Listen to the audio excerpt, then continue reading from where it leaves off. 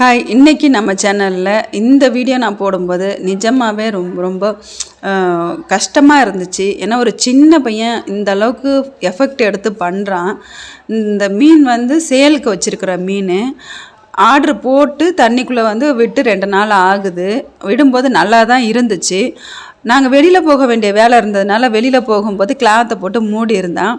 அன்னைக்கு நைட்டு பார்த்திங்கன்னா காற்றடிச்சு நல்லா மழை பெஞ்சிருக்குது. அந்த காற்றுல கிளாத்து உள்ளே போயிட்டுருக்குது. அது உள்ளே போனோடனே மீனுக்கு ஏர் போகாமல் அது ஃபுல்லாக ஒரு 50 மீன் கிட்டத்தட்ட கோல்டு ஃபிஷ்ஷும், அப்புறம் இந்த மீன் காட்டுறான் பாருங்கள். இது எனக்கு அவ்வளோவா தெரியாது. இந்த மீனுமே இறந்து போயிடுச்சு. அவனுக்கு அப்படியே ரொம்ப டல்லாகிட்டான். ஏன்னா ஏற்கனவே ஒரு 100 கோல்டு ஃபிஷ் வெய்ய தாங்காமல் பார்சல்லேருந்து கொரியர்லேருந்து வரும்போதே இறந்து போயிருந்தது. அவனுக்கு ஒன்றுமே சொல்ல முடியல. சரி வீடுடா பார்த்துக்கலாம் அப்படின்னா, அப்புறம் கொஞ்சம் மீன் நல்லா இருக்கிற மீனும் மயங்கி விழுற மாதிரி இருந்தது. அப்புறம் இருக்கிற வரைக்கும் இருக்கட்டும், ஒன்றும் பிரச்சனை இல்லைன்னு அவனுக்கு கொஞ்சம் தெம்பூட்டுற மாதிரி பேசிட்டு அதுக்கப்புறம் மீன் எல்லாத்தையும் ஒன்று ஒன்றா எடுத்தான். இப்போ அது எடுத்துகிட்டு என்னென்னா 50 மீன் கிட்டத்தட்ட இருந்தது. இந்த கோல்டு ஃபிஷ்ஷை பொறுத்த வரைக்கும் அதுக்குன்னு ப்ராப்பராக அந்த ஏர் போகிறது அந்த மாதிரியெல்லாம் மெயின்டைன் பண்ணும் போல். மீனை பற்றிலாம் நிஜமாகவே எனக்கு ஒன்றுமே தெரியாது. அவனே கற்றுக்கிட்டு தான் கொஞ்சம் கொஞ்சமாக செய்ய ஆரம்பித்தான். ஆனால் இதை பார்க்கும்போது ரொம்பவே கஷ்டமாக இருந்தது. சரி இவ்வளோ சிரமப்பட்டு செஞ்சான் இந்த மாதிரி ஆகிட்டு அப்படின்னுட்டு. அதுக்கப்புறம் எல்லா மீனையும் கொஞ்சம் கொஞ்சமாக ஒன்று ஒன்றா எடுத்தான்.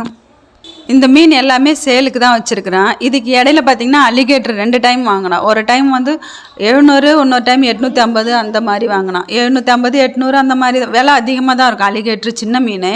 அந்த சின்ன மீன் வாங்கியுமே அதுவுமே துள்ளி விழுந்து செத்து போயிடுச்சு. ஆனால் அவன் வீடியோலாம் பெருசாக எடுக்கவே மாட்டான். நான் தான் என்ன பண்ணேன்னா பக்கத்தில் சும்மா மீன் அவன் பார்க்க போகிறானேன்னு சொல்லிட்டு கூட வரும்போது பார்த்தா செத்துருக்கும்போது நான் தான் வீடியோ எடுத்தேனேன்.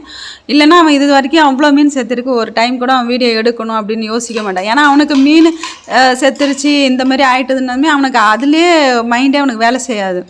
ஸோ அதுக்கப்புறமேட்டுக்கு நான் போனதுனால எதாச்சுமாக என்னால் வீடியோ எடுக்க முடிஞ்சுது. இப்போ மேலே இன்னொரு ஃப்ரிட்ஜுக்கு எல்லாமே கிளாத்து போட்டு மூடி வச்சுருக்கான் பாருங்கள். அது போல் மூடி வச்சுருந்தது தான் இந்த மாதிரி ஆச்சு. இது எல்லாத்தையும் அவன் உட்காந்து எத்தனை மீன் போயிருக்கு. ஏன்னா அவன் மீனை வாங்கும்போது எண்ணி தான் கொடுப்பாங்க. இத்தனை மீனுன்னு அதை கணக்கு பண்ணி தான் நம்ம வீட்டை இத்தனை மீன் இருக்குன்றதெல்லாம் கால்குலேட் பண்ணி தான் வச்சுருப்பாங்க. அந்த மாதிரி தான் ரெடி பண்ணுவான். அதே போல் இது என்னென்னா 50 மீன் கோல்டு ஃபிஷ் மட்டுமே இருந்தது. செத்து போன மீன் மட்டும் 50, உயிரோட இருக்கிற மீன் 50 மீன் கோல்டு ஃபிஷ்ஷில் மட்டும்.